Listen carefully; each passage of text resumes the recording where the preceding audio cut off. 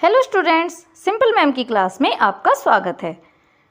मैंने कई बच्चों से सुना कि मैम परिभाषा याद नहीं होती, तो मैंने सोचा क्यों न आसान तरीके से बच्चों को परिभाषा याद करवाई जाए। तो देखो बच्चों, इसमें आपको एक शब्द को बदलना है और आसानी से दोनों परिभाषा याद हो जाएंगी। कैसे? पहला है हमारा विलोम शब्द। विलोम का अर्थ होता है उल्टा, और हमारा जैसे इसमें दिया उल्टा अर्थ देने वाले शब्दों को विलोम शब्द कहते हैं। जैसे ऊपर, नीचे, आना, जाना, हंसना, रोना, इस तरह से हम बहुत सारे विलोम शब्द होते हैं हमारे। दूसरी है हमारी पर्यायवाची शब्द।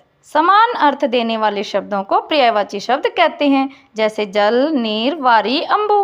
तो इस तरह से देखो बेटा, हमने इसमें क्या किया है, सिर्फ हमने जो पहला शब्द है मतलब जो लिखा हुआ है उल्टा, और पर्यायवाची शब्द में जो लिखा हुआ है समान, इन दोनों को बदलना है। बाकी देखो हमारी परिभाषा सेम है। अर्थ अर्थ, देने देने, वाले वाले, शब्दों शब्दों, को। तो हमने ऊपर लिखी थी हमने विलोम शब्द की परिभाषा।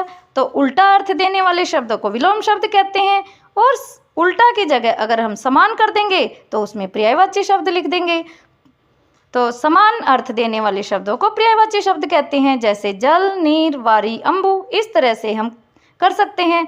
तो अगर आपको विलोम शब्द की लिखनी है तो आप उल्टा अर्थ देने वाले शब्दों को लिख दीजिए, और अगर आपको पर्यायवाची शब्द की लिखनी है तो उल्टा को हटा दीजिए और समान लिख दीजिए। और अगर आपको लिखनी है विलोम शब्द की परिभाषा तो आप क्या करेंगे, समान को हटा दीजिए और विलोम ये उल्टा लिख दीजिए। तो आपका जो परिभाषा याद नहीं हो रही थी वो वाला तरीके का आपका सॉल्यूशन हो गया, और आसानी से आप परिभाषा याद कर पाएंगे। तो है ना बड़ा मज़ेदार तरीका।